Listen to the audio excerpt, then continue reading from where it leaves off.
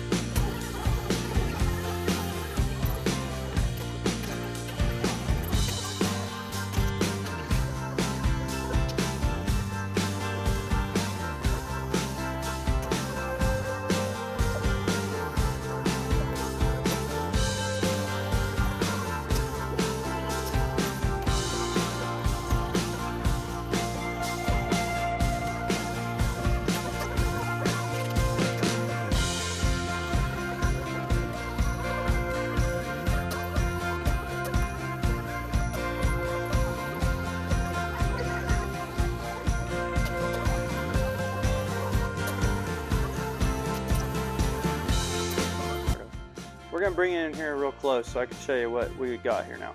This is the factory base coat. So this thing was a dark blue from the factory. So what we're going to do is anywhere where I had to feather things out because there were some scratches along these edges, and anytime I saw a problem with this, I just kept sanding until I got rid of it. So now everything's real smooth, but what we need to do next is we need to prep this surface for a primer. So we're just going to wipe it down with wax and grease remover to make sure there's no contaminants or oils from my hands or anything in the air. It could cause the paint not to stick and adhere to the substrate. So this bare metal has to use a special primer. It's called a self-etching primer. I'll have a link in the description, Amazon affiliate links to all the products I'm using, and so you can do this on your own project. But we're going to go ahead and prep this, and I'm going to use self-etching primer on only the bare metal areas. And then I'll use a primer filler that's a more thick primer that's made for going over the top of it all, so we can go ahead and block it out and level out this whole fridge to where it'll be smooth. Alright, we're just going to use some wax and grease remover. We're just going to clean this whole surface. Make sure there's no contaminants left over from sanding, from my hands or anything else that might have done it.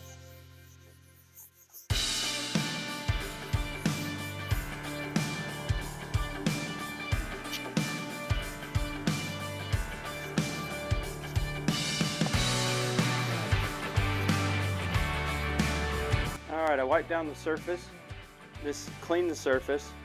There's a couple dents in this fridge that I need to fix. There's one down there at the very bottom.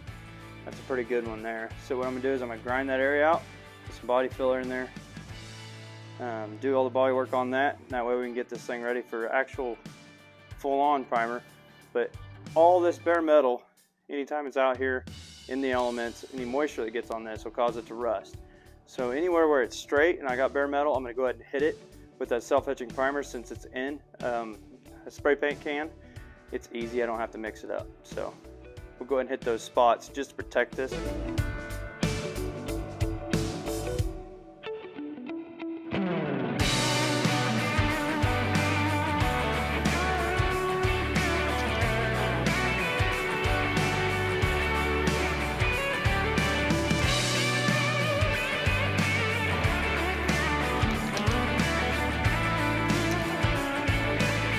got some 36 grit.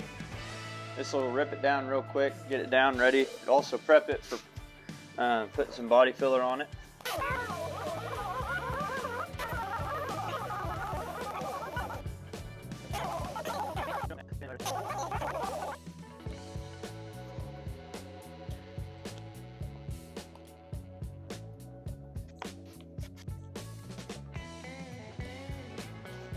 All right, you can use anywhere from 36 to 80 grit, and we're just gonna knock down some of these really high spots. This will just get us there quicker. It would take forever if you used a finer grit sandpaper, so we'll just start with 36 and we'll work our way to a more fine sandpaper.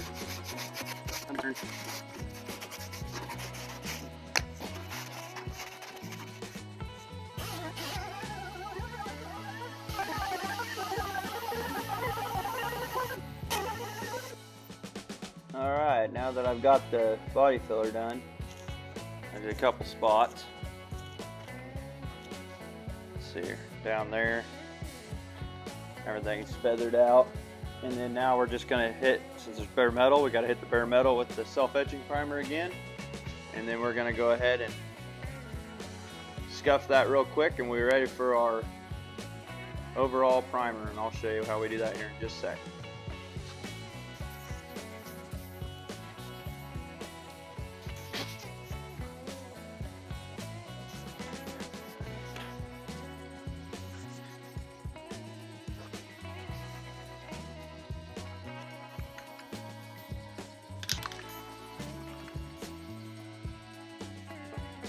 We're going to mix this brand of primer here 4:1. It says on the mixing ratio on the back.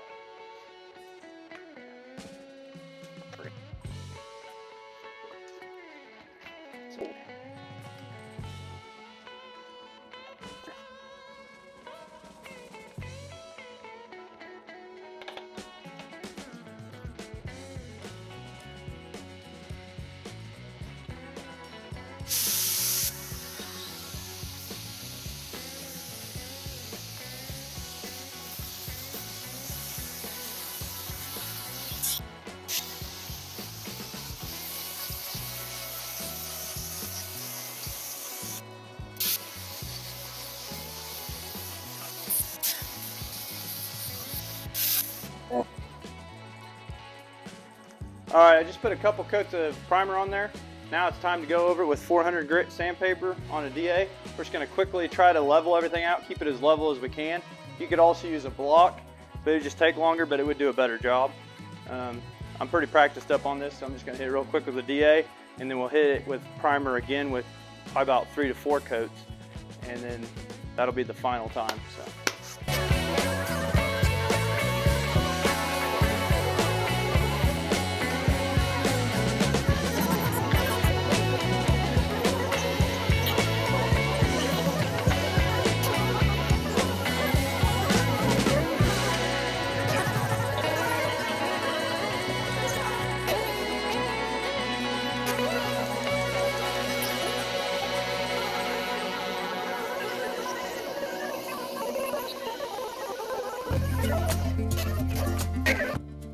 Alright, now we go over the whole thing with the red Scotch-Brite. This just to make sure we got toothing everywhere, because I didn't get in all these grooves and crevices.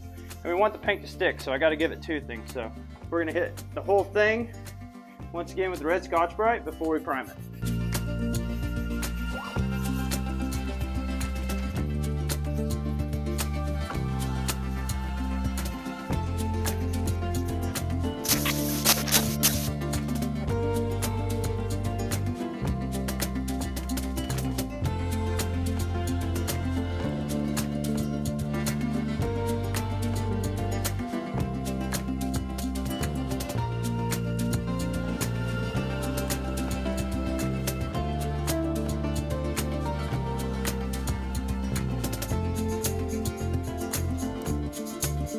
Okay, I waxed and grease removed the whole thing after I got done sanding it. Now it's time to put our second time of priming on this thing. We're going to put 3 to 4 coats on this, and that'll be our final prime job.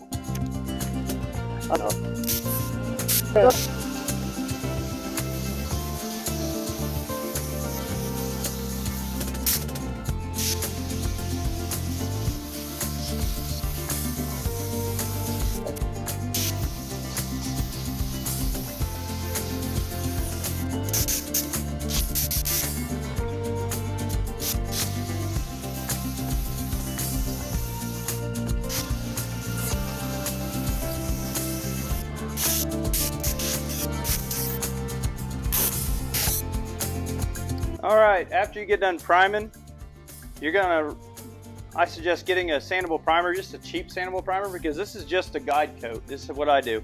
This is black primer, sandable primer. It's really honestly super cheap. I got this at Walmart, I believe. I'll try to put a link in to all the products in this in the Amazon affiliate links. But this is what I'll do. I'll just put a light guide coat over the whole thing, so when you sand, you can see where you need to hit yet. Because on this final sand, you got to make sure you get all the imperfections sanded out. So.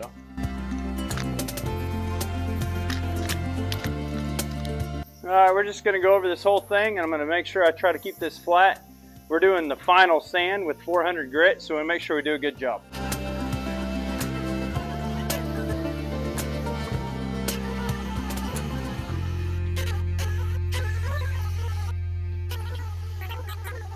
Okay, I brought you in a little closer here so you can see. This is what it looks like at a closer angle, sanding out guide coat.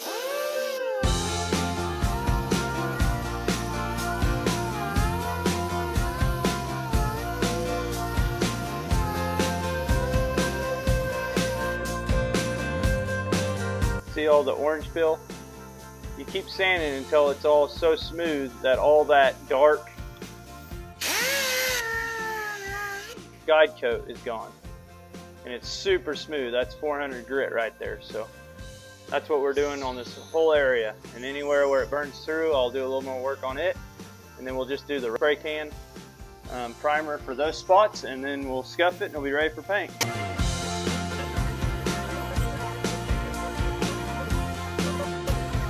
Okay, I brought you in here a little closer so you can see. This is why we prime. This was where the body filler, body work was done.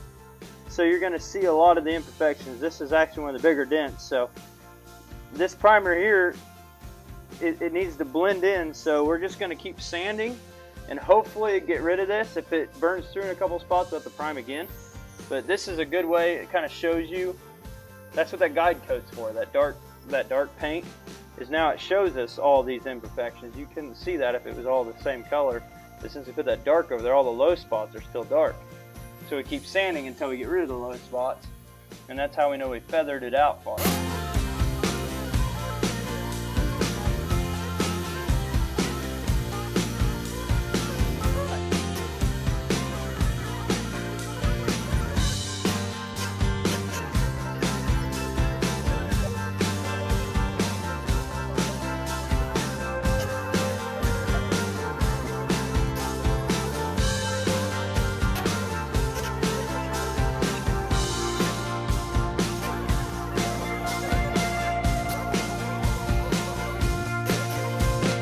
You want to hit all these curves by hand because that DA will burn through on a lot of these curves and corners. So we're just going to sand them, kind of sculpt these corners out by hand to make sure we get them level and smooth without burning through if possible. Try our best. So.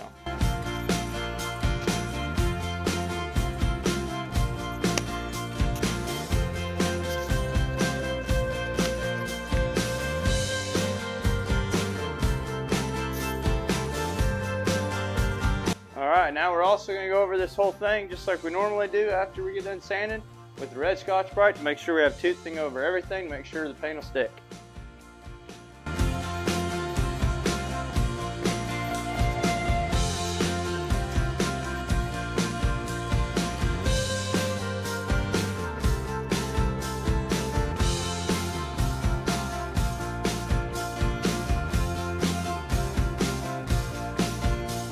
Alright, now that we're done sanding the whole thing, I got everything smooth and feathered out the best I can to where it's ready for paint, except for a couple spots where I burned through, like right here. You see where the primer fills in them scratches. That's what it's supposed to do. It's completely smooth. I can touch it with my fingers and I don't feel anything. But what we need to do is we need to seal this off so paint doesn't get up underneath anywhere and cause it to solvent pop. So what we're going to do is we're just going to put a little bit of that. I got a good quality primer in a spray can. That way I don't have to mix up a whole nother batch. And we'll just hit all the spots where I burned through, and then I'll lightly Scotch-Brite them, sand them real smooth and kind of feather them out so everything's blended and we'll be ready for base coat.